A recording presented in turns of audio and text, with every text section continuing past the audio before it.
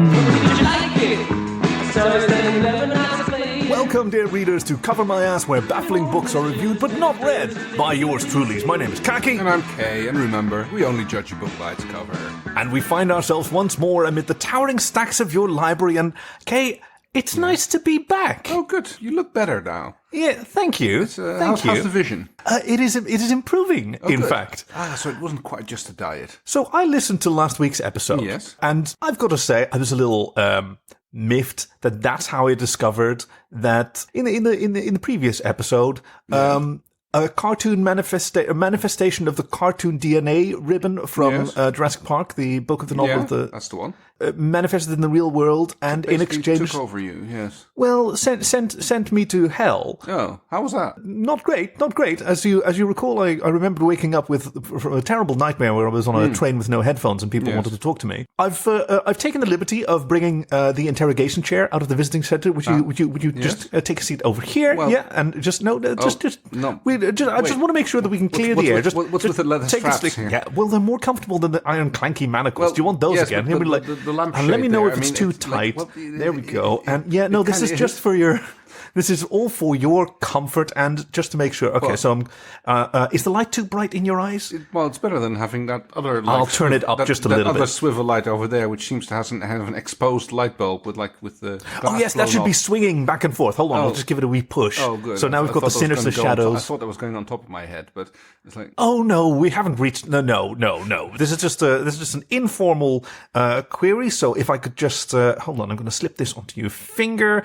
I've got Guinevere over here. She's going to be scratching around my chest. This is just because is that a blood pressure cuff? I make do with what I have. Right? Okay, I mean, I've seen polygraphs in films, and Guinevere is actually helping me out with this one. She's dipped her beak in some of the bookworm blood that is actually pretty good ink. And she's kind of scratching her way down the paper. Yes, exactly. Yes. So I'll be rolling this little scroll, and then we'll just she'll just be sort of indicating her opinion of what you're saying. Why are we trusting a Velociraptor on that, on her opinion? So there's a few things. So why didn't you tell me that Mr. DNA dragged me to hell? You seem to be better off without knowing that you got fooled by a cartoon character into giving up your mortal essence and allowing yourself to be binded into a parallel dimension.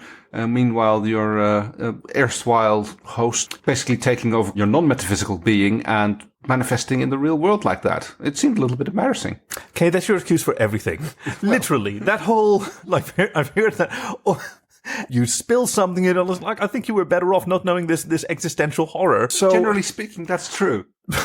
I have a separate line of questioning. Yes. That is, when you learned that I was in hell, why was that not the highest priority? It seemed there was a lot of banter. Now, I know you prioritized it not more than... Kind of had to build the trust of the entity, and I could trick it into... okay. It's like this. One has to be careful to do a...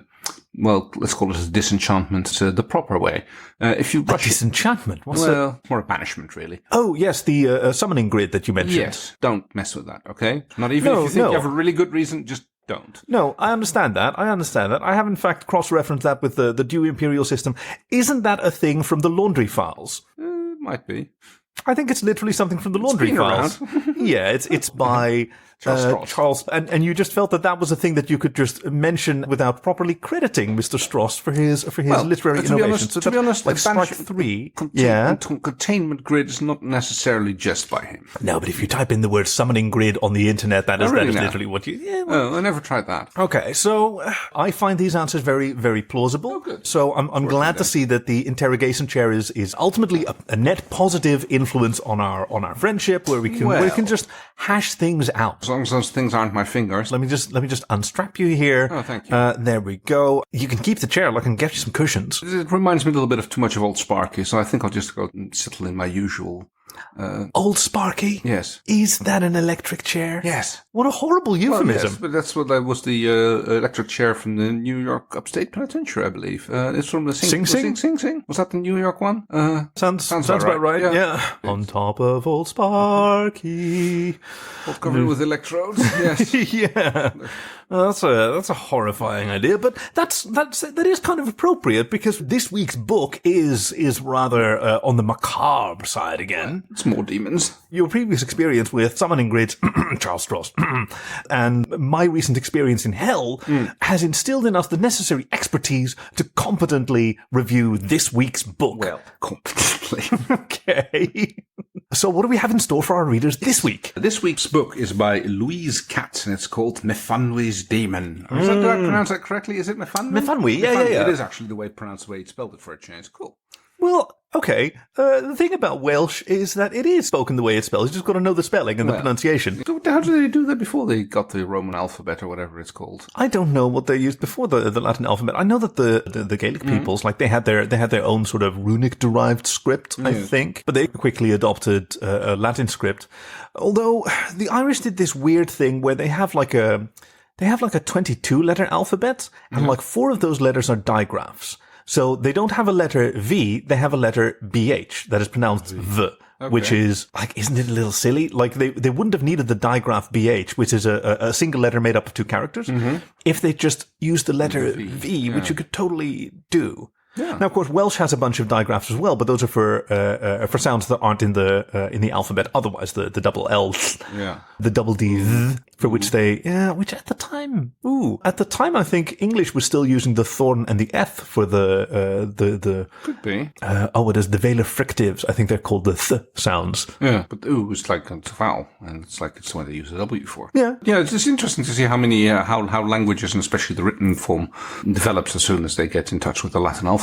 And of course, same happens for languages which didn't have an alphabet, and they started writing it down in the Latin one once the missionaries arrived. And also, I mean, something weirder happened, like east of the Danube, where the Slavic languages like Czech and Polish are written in Latin with lots of accent characters. Everybody's diacritic. Yeah, but like Russian and Polish are mutually intelligible, but Russian is in the Cyrillic alphabet, named after an Orthodox missionary, Kirill, who brought that to Russian. Who was terribly dyslexic and wrote half the letters the wrong way around. Quite the opposite. Also, the Cyrillic language has more letters, and it's easier to distinguish. I really like languages that are rigorously phonetic, like Finnish, like Welsh. That as soon as somebody, if you take the time to examine the letters, or Korean with Hangul. Well, it was as a created language. It's like not a language, a writing system. Yeah. Sorry, yes. And it's where you only have to remember a few shapes, and then you can recognize from each of their letters or syllables. I don't know if it's a syllabary or if it's a alphabet or an abugida. Isn't that a nice word? Abugida. Yeah, like alphabet is from alpha, bet, and those are the names of individual letters, but the sounds are A, B, C. That's why they appear in like a table where you get explanations for the sounds of all the letters. You know, in Dutch it's aap, noot, mies. Yes. Just words that help you remember one of those tables is called an abecedary. An abecedary. Isn't that cute? Yes. Almost sounds like you should be able to do linguistic calculations on one of those. Abacadus. Yeah, exactly. Oh, cool. And an abugida is a writing system where every consonant has a mandatory vowel. Oh, yes. Or, so abugida, those are the first 4. Like Japanese, where you can't, end a word in a consonant. I was once, this was very bizarre, the sister city of Nagasaki is a town quite close to where I live, and for very complicated reasons, I was invited there to be part of the Amstelveen delegation that would meet with a large delegation from Nagasaki.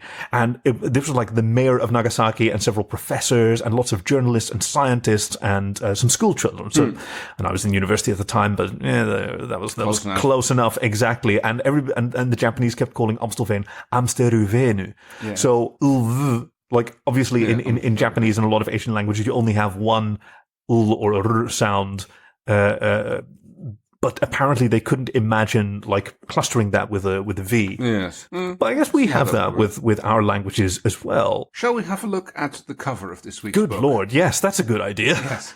Myfanwy's Demon, which shows both, I suppose, Myfanwy and the demon. Yeah. I think Myfanwy, whoever... Which one do you think is which? Well, I'm hoping that the person in the robe is the demon, and the somewhat Eric Idle resembling character yes, that's what I thought. The xylophone is Myfanwy. Yes, the synopsis from the book is a dildosmith's daughter in medieval Wales who dreams of making it big as a traveling xylophone soloist accidentally summons the last surviving member of an ancient demonic race who turned out to be way groovier than Myfanwy could ever have imagined. Yes. So this must be Myfanwy, the dildosmith's daughter. Yes. What a profession. People travel far and wide to visit a renowned dildosmith. Yes. He's using lots of interesting materials. It's not just a dildo sculptor who would look like ivory or wood. I mean, any little old village would have one of those. Yeah, when you just whittle a dildo. Yeah, but any dildosmith, that's... It's cast and it's hammered to perfection. Yeah, and they're like rarer than a bard, you know. Yeah, Actually yeah. proper high bard, not some fiddler in a tavern, of course. No. A proper, in whose veins run the blood of kings and poets. And so is also the case with renowned dildosmiths. I mean, they contribute a lot to the success of some marriages. Yes. Often village notables. Authority tends to gravitate towards someone in a profession as honourable and well respected as dildosmithry. If you piss one off, you're fucked. Oh, yeah. Then they're going to name their next creation after you, and it's going to be an inch long. Ooh. Yeah. Ooh, yeah. I mean, they say never to piss off a poet, but piss off a dildosmith and you're really in trouble. But so I was very confused why Myfanwy was so opposed to it. I mean, she's quite a good... Because when you're 14, nothing your parents do is cool. You're absolutely right. But especially coming from such a... Oh, hello, the little librarianess is coming to check out on this again. She's on her rounds, making sure that everything is okay, that all the bookworms are herded. That we're not talking some rubbish. I like to see her getting on with Guinevere now. Oh, yes. That seems to be the odd little cuddle up. I guess that's kind of the cold-blooded creature going like, oh, you're warm and soft and fuzzy. There is a bit of that. It's like, sure, there'll probably be some argument if she ever starts trying to pluck her for nesting material, but, you know. On the other hand, I have brushed about an extra cat out of her over the past few months. Shedding season has been terrible. Yeah, I did spend quite a lot of time petting that before I realized that there wasn't a cat underneath there. So could you please toss it away instead of putting that under her heat lamp? It's very confusing. Okay, well, you know. It was very convincing, much like the products that fuck's sake. Much like the products that Myfanwy's dad. Jesus. Well, you cut it out. You're just waiting for me to start talking again. Okay, fine. We'll miss out on that one. Okay. But I completely understand what you're talking about. When you're 14, nothing your parents do is cool. So it doesn't matter that they're kind people and well respected, and that in defiance of traditional heredity going only through the male lines, that he insisted that the shop would be hers if he wanted it. And I mean, she's been rebelling like a teenager towards her parents. She's been squirreling away bits of material, forging the little offcuts into a little project of her own, and she's making her own xylophone. You know, dildosmith has access to certain other elements. Oh yeah, and she's quite the excellent metallurg. So it's even a bit of a vibraphone. It wasn't notoriously hard to transport. I mean, yes. How do vibraphones work? A regular xylophone is just a little metal bar. Or wood. Or it's got tubes hanging under it. And that's where so the tubes are basically resonator tubes. Yes. And so a vibraphone has either a little valve in those tubes or a moving plate, which basically moves back and forth. Which modulates. It creates a vibration of the sound. So yeah. Vibrato and tremolo always fuck me up, because one of them is a modulation of amplitude and the other one is a modulation of pitch. And the way to remember it is to think what the tremolo bar does on a guitar. That's vibrato. And tremolo is the other thing. Yes. Yes. Well, it is mislabeled. You know, those little mnemonics can be more hindrance than help. But the xylophone in this age is not a particularly respected instrument. It's incredibly difficult to travel. It's not particularly loud. You have to set it up. The glockenspiel is not exactly a... The Hülzeglechter, as it was known. Oh, what's Glechter mean? Xylophone something, maybe? Oh. I looked it up. The history of the xylophone goes a long way. Oh, well, yeah. It's related to the Indonesian gamelan and came from there. Oh, did it? Moving through Africa and then back up to Europe, acquiring various other characteristics. But it maintained the idea of a rectangular frame with different bits of wood. So gamelan also has lots of those round things, those upside-down bowls which they bang on. Oh, yes, yeah. It's lovely. I love a good gamelan. And then they've got the anklungs, which are the bamboo wooden rattle thingies. Have you ever seen those? Like you get like a whole orchestra worth of people. Yeah. And they each have one of those things, and you just like you give it a rattle, and there's a little clapper that moves back and forth inside a bamboo tube, so it runs a plong, plong, plong, and sound. And they're like all in different notes. So the tune is played by different people. Oh my God. Yes, exactly. Rattling thing and when it's their turn, and like it sounds marvelous.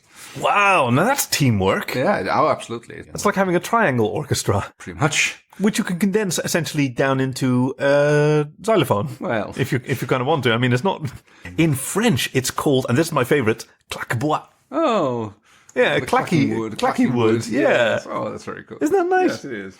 So yeah, it's a lovely instrument, but I mean, we all know that she's never really going to make it as a xylophone soloist. Like they're barely included in orchestras, and certainly in medieval Wales, nobody's waiting for. But she fancies herself like going into taverns. Für Elise hasn't been written yet. Making her way into getting into a tavern and paying for her bed and food by performing for the patrons who pay her very little attention. The book starts off with another fight with her mother and her father, and her running away from home, as these kind of books often do. Yeah.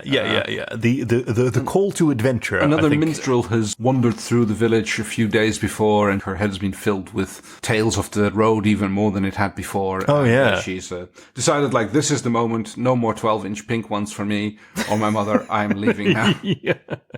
Her father's been experimenting with glass, and she does not want to be party to that. No. She wants to escape before disaster strikes. And you say a lot of stories start like this, like immediately comes to mind, obviously, Lord of the Rings and the escape from the Shire through various bits of adventure. There was no xylophones involved there, but yeah. No, but it's always. I mean, this is the call to adventure in the hero's journey, in the monomyth, Vladimir Prop and his morphology of the folktale. Like all of them have the call to adventure, and like arriving then at a staging area like a tavern is a pretty common trope, because a tavern is the intersection with the adult world. Yeah, I can see how that would work from a literary viewpoint. The cantina in Star Wars, especially for a young person to arrive in one of these places for the first time, that is the gateway, the foyer. Into the adult world. Yeah.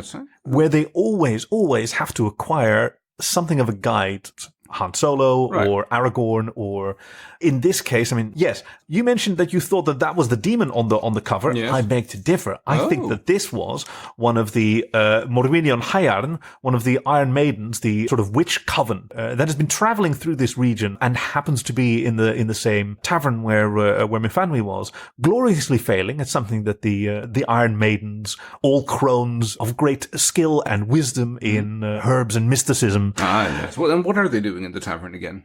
Well, they're preparing for the Sabbath Do, the Black Sabbath that's nigh, and they're desperately waiting for the last of their number to arrive so that they can complete I thought that was a really cool name for the musical tournament. Yes. But that was being organized by Lord Malcontent. Yeah. It was a happy sort of confluence. So this ancient witch ritual had sort of grown into like a popular sort of music festival. Yeah. And like, of course, there's the grand prize from Lord Malcontent, where you get to go on a grand tour of all the duchies. Touring. That's where the real money is. Of course, that's where Myfanwy's eyes are on, because if I can win this, then I'll be the greatest xylophonist in the land, and everybody will know me for my greatness. It's the soloist part that's really going to keep holding her back. I mean, that's certainly the advice that she gets from... Let's go with marimba. That's the advice that she gets from one of the lead Morwinion Hayarn, one of the Iron Maidens. Marimba. What you need, Lovey, is a backing band. And a cup of tea and maybe some frog legs and eye of Newt.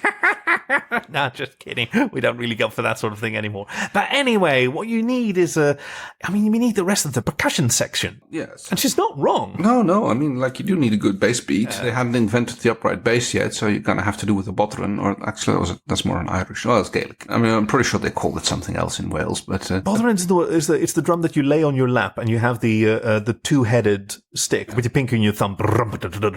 It's actually got quite a bit of bass to it. Oh, yeah. For all the size of it. They can be pretty big. For the real bass, you want a big old lambic drum. Ooh. Well, actually, no, I don't like lambic. What are you talking about? Belgian beers. Oh, lambic. Now, this is where we get... There's always been a connection between music and magic. Oh, yes. As basic as, like, good drumming summons spirits or pleases them or chases them away or whatever. As is the traditional rituals when there's a lunar eclipse. Parts of Asia, people go out banging kettles and drums out when they're during it. Oh, yeah, that's right. One of the dragons is eating the moon and it has to be driven away by lots of loud noises. Yeah. Did they have dragon dancers? Or no, it's lion dancers. It's lion dancers, and they do those for New Year's. They're amazing. Some of those performances are ridiculous. Seeing them practicing without the suit on, I know it's kind of sacrilege, but just the athleticism. Oh, and they have tournaments in it too, where they're like jumping from poles and like, it's just the way they're swinging around. It's like, how? And the trust that they have to have in each other, and the strength of the I don't know what the correct term is, but essentially the bum and the spine has to carry the core strength and glutes. And not a lot of that on display at the Sabbath do. It's music. Myfanwy gets cast out in the first round because like her solo performance on the xylophone is just not doing it with the judges.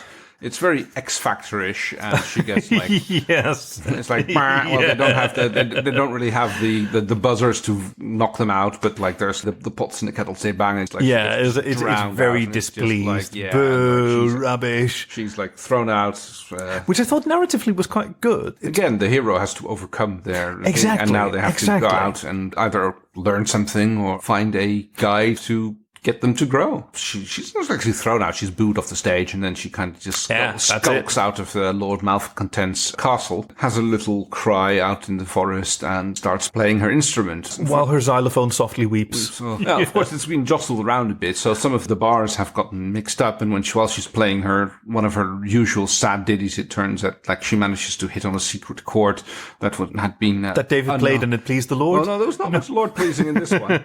Because lo and behold, there's a big bang and a flash and a fire of brimstone. Oh, yeah. The demon Bellerophon appears in front of her. But he was a bit of a strange appearance, because like the first thing that the demon Bellerophon says is, "Call me Harry." Well, Harry Belafonte.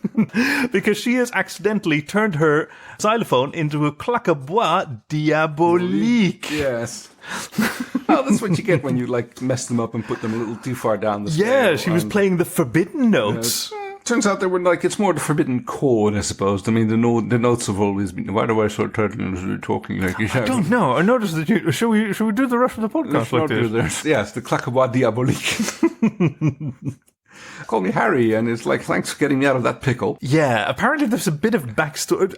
I really liked Harry Belafonte. Like, he's supposed to be a giant, scary demon, but he's just so positive from the get-go. He seems to be quite happy. Like, he dusts off his coattails a little bit. Some sulfur coming off. It was kind of like he was like hurrying out of somewhere. He saw an alt, which was her accidental summoning via the Abacus-Diabolique. And he's like, okay, girl, what can I do for you? It's like, you help me out of a pickle, I can help you. Those are the rules of the crossroads. Yeah. That also, it helped that she just sat down at a crossroads and started playing her song. Sadly, it is a bad place to do those sort of things. Like, that's usually where the natural summoning grids of there's something about the crossroads. Yes, traditionally it's the crossing of the ley lines, and like roads tend to follow those, I suppose. Oh yeah, that's it's like people, rubbish. Yeah. No more than crossroads being a place to meet the devil. No, fair enough. But besides being very positive, Harry Belafonte is also very, like, he is quite sensitive and observant, and he recognizes here's a young woman crying over her xylophone, her Abacus-Diabolique, her Hülse Schlechter. Yeah. Nah, it's not as good as the other one. That she must be in need of some help. And so she explains to him about the Sabbath Do musical tournament that she's been disqualified from. Or not disqualified, but just she's been... kicked out. Washed out? Washed out, yeah. She didn't make it through the preliminaries. And now that's especially heartbreaking. A young girl can have dreams and aspirations, and almost nobody makes it on their first go. And I think this is very good advice that Harry Belafonte gives her. And the soloist heats are all done, but there's still accepting candidates for bands and musical groups. Yes. So she sees that like her only way to make it in is to like team up. And I mean, she had Marimba's offer, but she didn't really fancy joining the Morwinian Hajarn. That's the one, the Morwinian Hajarn for Sabatu. Belaphon seems to be a much better choice in this matter. Now, there is the significant downside that he does literally look like a demon. So hulking tall and leathery red skin and horns and all that. But he says that's not a problem. It's not a problem. He's got his cloak with which he can disguise himself. Still rather a sinister looking man, but yeah, he even changes his name for some reason, and disguises himself as Ronald James Dio. Yeah, just a tall, hulking man with leathery skin is pretty much James Dio right there. So yeah, especially in his later years, with the intense eyes and the wild hair, yes, and a voice like a screaming harpy. Range, yes, yeah. Exactly. So it's kind of unsurprising that as a duet, as a vocalist and a xylophone duet, they actually make it through the heats. It works out. They don't get buzzed out. Lord Malcontent is actually not quite so malcontent with their performance. Now, of course, the competition is quite tough. Like some of the other acts that have made it through before them are... Like the Morwinian Hajarn. The Morwinian Hajarn, certainly, but also like Iago and Elwyth Gleision, or also, as they're known, Jacob and Elwood Blues, the Blues Brothers. Oh, those two. I was wondering, like, they were described as having very peculiar hats for their time. Yeah. Place. And something with cigarettes, which had not been invented yet in Wales. Yeah, it's 108 miles to Swansea. You've got a half a bottle of pochine. It's dark and we're wearing sunglasses. So, Jake and Elwood, or Iago and Elwyd Gleision, they're pretty cool. Like they have a much more mellow sound. Early crooners almost. But because they present themselves as the Blue Brothers, that's when Myfanwy and Belaphon sort of realized we need to brand ourselves, because just saying Ronald and Myfanwy, like that's not a particularly... No. So they look around at some of the other options, and obviously the Morwinian Hajarn, that's already been taken, but they like the idea of staying in the vein of music and magic, and since it seems to work so well for the Iron Maidens, they brand themselves as the Cult of the Blue Oyster. There's good eating on those. It's a luxury item, and it suggests an air of mystery, which is quite a good thing, because there are some people that are a little bit suspicious about... I mean, I would be suspicious of oysters from the tide pools of Cardiff, but... Why? Oh, I don't know. Isn't that around from Sellafield? Look, my rule when I'm traveling is I don't eat seafood from countries that don't have a navy. Okay, good point. Coast Guard is also fine, but it's Ronald James Dio that some people are suspicious about, because when he's on stage and he's belting along to her impassioned tinkling, like, I mean, fire does seem to come out of his nostrils, right? Just a little bit. Effects. Well, so he claims when he's investigated by the local clergyman, Jude the priest, who is very suspicious. The music festival is already pretty much not his thing. No. Far too frivolous. And yes, exactly. Time could be spent praying, like, rather than, like, worshipping these false idols of popularity. Yeah, all this idolatry, and you have men and women that are closer than 24 inches. People are singing, and it's not in praises to the Lord. Yes. Your Welsh accents are just the best. Yeah, one of those typically fucking Edinburgh Welsh accents. Lady-di-di-di. Praise the Lord. It's all garlic to me. It's all yeah. My very favourite thing, I do this too often when I have friends up in Fife and I have friends in Glasgow, and I like to tease them sometime where I just ask them to pronounce a particular, like my favourite word to get a Scotsman from that area to pronounce is burglar alarm, because it becomes burglar alarm and it's great. There's so many extra syllables. Yeah, I can see that. So that's one of the tests that Jude the priest puts Ronald James Dio to, but no, he says it with the burglar alarm? Burglar alarm. Oh, it's like a shibboleth. Exactly. I mean, he also has him tested by sort of early phrenology, is performed by one of the local constabularies, who's very good at identifying people from their descriptions and that he's met before. Oh, the local constabulary. You mean the demon hunter Semantron? The demon hunter Sementron. Yeah. Yes, that's right. The sightless demon hunter, also known as the blind guard of the village. Yes, Sementron, who feels his head for bumps that may be indicative of horns. Ah, yes, early Phrenology. Is that what it's called? That's what it's called. Yes, Yeah, sorry, the bullshit science of studying people's heads. From which they got into trepanning. Oh, that was related. Well, yes. If phrenology is true, then you can obviously adjust someone's personality or character or abilities with trepanning. Well, trepanning is drilling a hole in someone's You're head. changing someone's skull. It's like painful but effective. Well, wasn't it also used as a medical therapy for overpressure on the brain? Oh, or yeah, at least it was done quite long ago. I mean, I think they have found Egyptian skulls or something. Yes, that showing that they had been drilled in and healing, covered. Clearly that this person had lived for many years after the procedure had been performed. So this was not just something that like, oh, we might as well try it. And like, oh, no, he died. But no, they clearly had survived the procedure. And the first prosthetics were also Egyptian. Earliest known prosthetic, I think, is a prosthetic toe.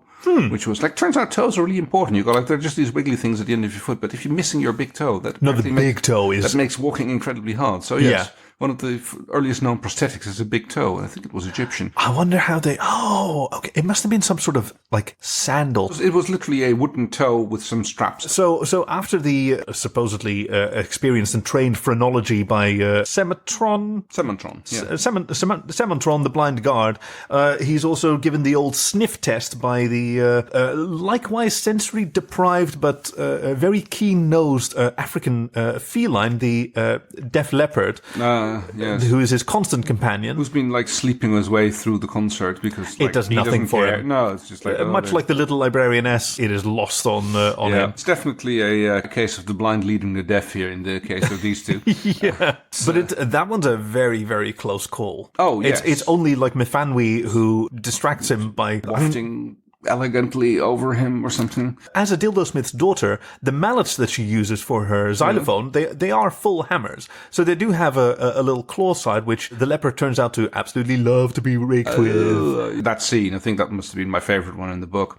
It's all built up and she's sneaking up on him with the hammers and you go like, oh my god, that poor cat is going to get like tapped and whacked in the back Maxwell Silver hammered. Exactly. And it just goes like, reach out and scratch and it's just like, and you can just cat goes gormless and it's, it just melts into a little purry puddle. They make their way through the end of the tournament. They beat off the Morvinian the Iron Maiden, the Morvinian High-Arm in the final round. Yeah, they beat it off by Lord Malcontent's desire. Tiebreaker,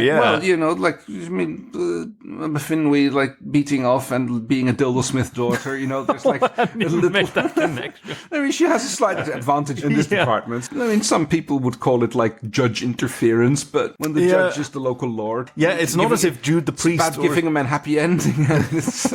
Good Lord. That ends well. And not every book needs to be a complex literary masterpiece with various solutions. Like, it can be just a plain old adventure of a young person seeking a destiny to which they perhaps are not destined in the way that they think they are, and finding companionship along the way. Like, having now won the competition that existed between the cult of the Blue Oyster and the Iron Maidens and the Blue Brothers, all of that kind of falls by the wayside because they all made it to the finales. They all win a little bit, but it's not that kind of young adult fantasy book. So no, but like, I'll get you next year, Myfanwy. Ah, yes. And that's like good sports.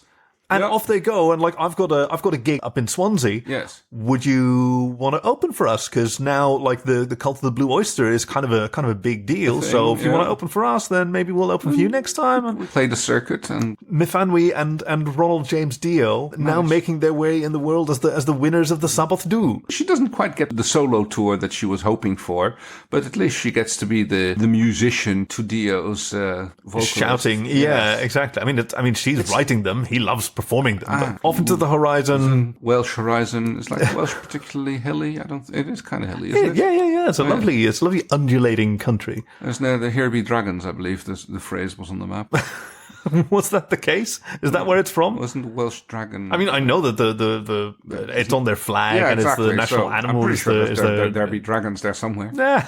Better than the mountains of Norfolk. What's with the mountains of Norfolk? Oh, it was one of those horrible dragon movies where there was like dragons escaping from London or something. There was like a dragon plague in the UK. Oh no! It was an American book, and so they basically got run out of London and they decided to go hide in the mountains of Norfolk. Oh, okay, yeah. This is sort of like the sequel to Speed, the bus film with young Keanu Reeves, and the sequel was set on a cruise ship with destination Eindhoven, which is a landlocked city in the Netherlands. It doesn't even have a river. But that must have been Paul Verhoeven taking it. Was him having a wee joke, yeah, of course. It ended up crashing into the pier it was somewhere sunny. It was definitely not nothing. Definitely not the Netherlands. No. It's like people cast shadows. It couldn't possibly be the Netherlands. Very good point. So how are we going to rate this book? All right, let's see. How do these music contests rate their candidates? Like they usually, sometimes they turn around. Yeah, yes. Well, in this case, it's more of a Romanesque thumbs up or down for more malcontent. He was hard to please, wasn't he? He was hard to please, but we could rate it out of musical scales. All right. Yeah. 1 to 8. I mean, that's kind of close to binary, but that's perfectly valid. We can go micro. Oh, that's a good one. Yeah, on an A to G, I shall give it an F flat. That's a pretty high score, even for our standards, and for such a nice, straightforward book. No, I think that's fair. Maybe an E sharp, but E sharp diminished. Is that possible? Is there such a thing? You can only have a diminished chord. Can you? You can't have a diminished note. No. It's like can you even on a Abacus-Diabolique? I don't know. Oh, I'm pretty sure. So E flat, maybe diminished, maybe not. For Myfanwy's Demon by Louise Katz. Yes. And for our readers at home, come on over to covermyasscast.com where you can find the links to our Twitter and Facebook, or you can suggest a book, but we just generally absolutely love to hear from you. So what do we have in store for our readers next week? Yes, next week's book is Margaret Meps's Strangers Have the Best Candy. And that about covers it. Thank you for joining us at Cover My Ass, where baffling books are reviewed but not read by yours truly. My name is Khaki. Okay, remember, we only judge a book by its cover. I think that's it. Isn't that a quite serious book?